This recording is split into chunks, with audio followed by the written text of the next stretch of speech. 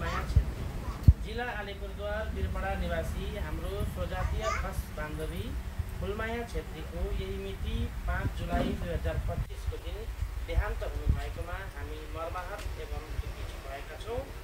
दिवंगत आत्माको मोक्ष प्राप्तिको कामनाका साथै हार्दिक श्रद्धाञ्जली अर्पण गर्दै सम्पूर्ण शोक सन्तप्त परिवारजनलाई यस दुःखद घडीमा ईश्वरले धैर्य धारण गर्न सक्ने शक्ति प्रदान गरून् भनी प्रार्थना गर्दछौँ। खस हितकारी सम्मेलन पञ्जीकरण सङ्ख्या SIL 46685 बिरपडा शाखा, सभापति कृष्ण छेत्री, सचिव प्रकाश छेत्री, कोषाध्यक्ष राजेन शर्मा।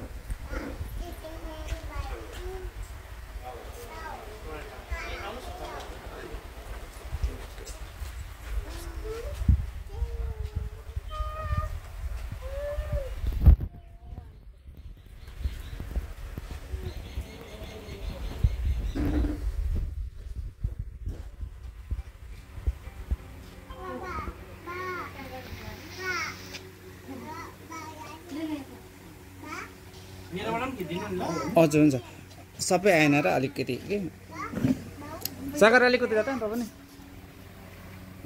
बुहारी अलिकति